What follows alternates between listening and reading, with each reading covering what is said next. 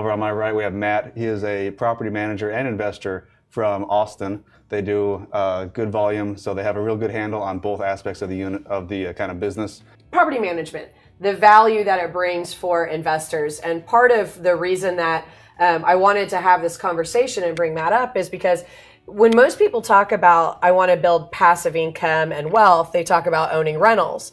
But rentals are not necessarily passive income because you're always having to actually work at them in some way because you're dealing with a tenant or a property or whatnot. So we thought we'd talk a little bit about... Passive income isn't passive? They lied to me on the guru thing? Mm-hmm. Well... Mm-hmm. All right, segment 1, ladies and gentlemen, is our pro tip. I like Kelly gives me crap about that. Anyway, our pro tip. And when we came up with this one, we thought it was really applicable to the property management kind of thing, is sometimes in this business, you have to let go to actually gain more control in the business. And it's always a balancing act, really knowing what to let go of and how to do it. So if I may, anyone's ever heard of the kind of sand metaphor? You pick up, I'm from San Diego, you go to the beach, you pick up a big old handful of sand and you squeeze it as hard as you can. Especially if it's in some water, the sand starts leaking out and going different places. And next thing you know, you don't have any sand left, especially if it's in the water. And even if it's in the water, you pick up a handful of sand and let it sit there in your hand and it stays there. So knowing when to have control and really have a tight grasp on things and knowing when to kind of let go and let the process take its course, I think is really important for pretty much any aspect of real estate. And obviously there's risks and hedges and all that good stuff, but with property management, that's one area that you can potentially really kind of just let it do its thing as long as you have someone good on your team. What's it mean to you? I mean, to me, it's delegate. You got to work on the business, not in the business every day. Otherwise, you can't grow and expand. And that's, I know it's hard for investors to give up control because we're control freaks and we are, we're the pioneers of our own future. But with a great team partnered up with you, we've talked to contractors, we've talked to just building and changing and pivoting. I mean, we've talked to enough people that here's another person to add to your team. So let's talk a little bit about the pains. We've talked about building your core competency, and we've also talked about sticking with what you're good at. Your focus. Your focus. We've talked about don't ever leverage your time. So you can do every aspect of everything if you want to and be mediocre at all of those.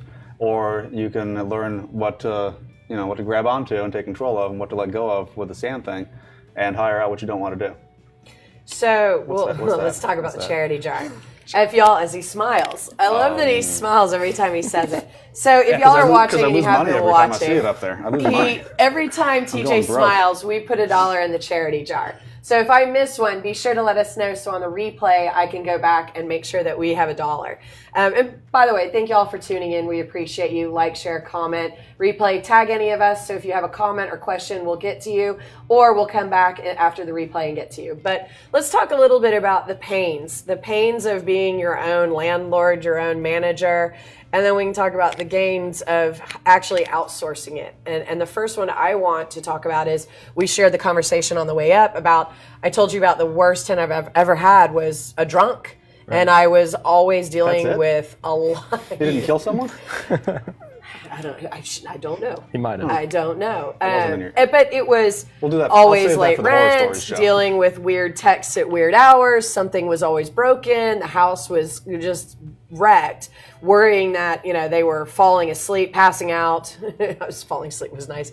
And burning down the house. So let's talk about when you're managing a property yourself, what are some of the pains that you think that people get caught up in, which is not worth your time dealing with? Because for me, it was just dealing with texts and phone calls from this individual trying to chase down my rent when I much rather should have given it to someone else to handle.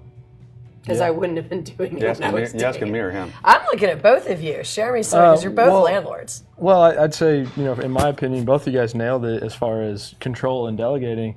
And what I was telling you on the way up here is the fact that we're talking about it in the car 2 years later and you're thinking about this tenant. She's still traumatized. Look at her. She's traumatized. And this drunk. This guy's just a drunk.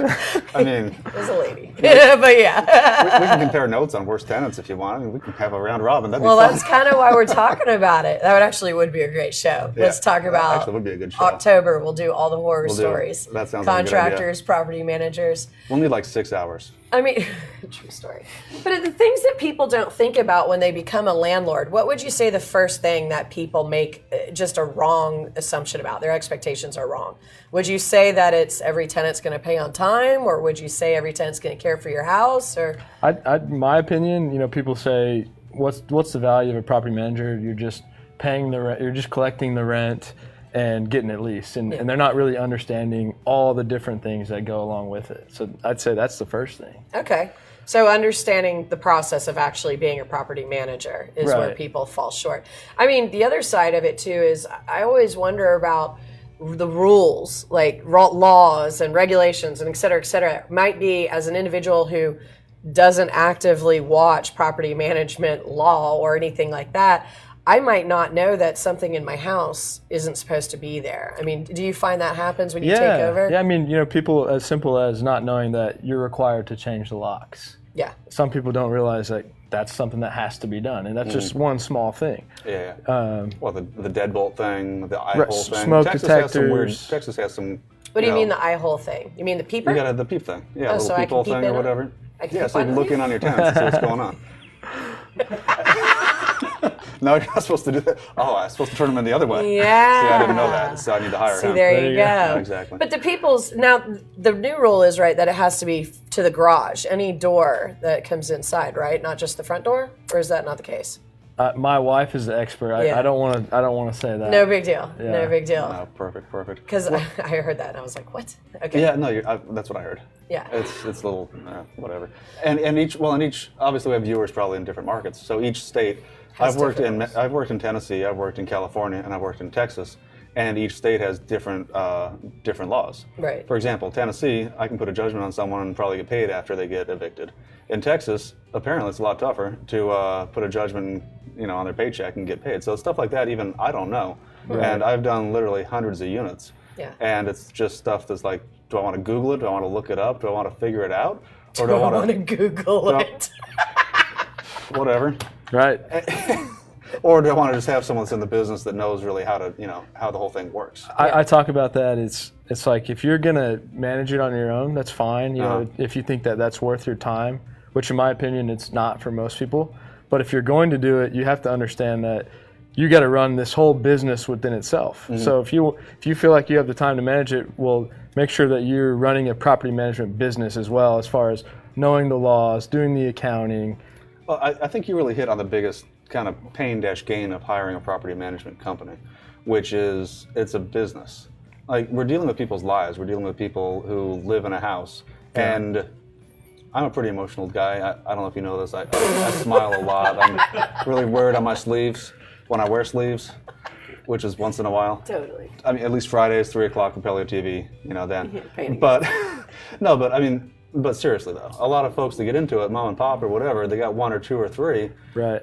And they don't treat it like a business. They'll end up shooting themselves in the foot or getting screwed when they get a bad tenant in one of their houses. Because if you think you're not going to get a bad tenant, even with all the screening, you're kidding yourself. Right. Yeah, we get a lot of business whenever people are running into trouble. Uh-huh. So they call us. To bail them out. Now we need help. Yeah. So that's how, honestly, it's probably pick up 10 or 15% of our new leads. We have to start in the eviction process. Oh gosh. Well, I hope you guys will handle that. We do, yeah. So what we do is if we're managing for someone from the beginning and we approve the tenants, we won't charge you if we go to the eviction because we approved them, and it rarely happens because that's cool. We make sure they make 3 times the rent. We do background credit. We call their employers. But if we just take over an existing tenant or we're going to go to eviction, we charge $1,000 to go and make that happen. Yeah. Because you have to, because you have a lot of time on the line. Yeah, I mean, sure you know the process, but it still takes. It takes time. We got to drive to the courthouse and talk to the judge and all that. Sit and wait. Sit and wait. Yeah. I've never gone through an eviction all the way through in Texas. We finally did our first 3-day notice. I only have a couple of rentals out here. Right. And it actually, I don't know. A lot of people in the real estate industry, again, like doing everything. When they were late enough, we called someone that's just an eviction processing company and said, you know what, you take care of it. Right. And because it's not worth my time, honestly, to figure out how to do So all were they that stuff. just filing the paperwork and sending out what needed to be Going done? to court too. No, they're filing the 3. We already gave them a 3-day notice, so we knocked on the door and did all that. Yeah, that's right. You all saw me drilling out a lock with my baby on the floor. I didn't. She was on the. Okay, Sarah was there. And she was in her carrier. And she was in her carrier. It does sound terrible when you say she was on the floor. It's going to be online next thing you know. Oh my God. All right, we need to start over. So this company will literally handle the eviction process for you, every inch of it. Apparently. That's awesome. So yeah, that's kind of cool. And it's kind of the same kind of thing as like you're talking about, where you get a lot of your business that way. Right. Where there's a big benefit, to knowing how to do all that.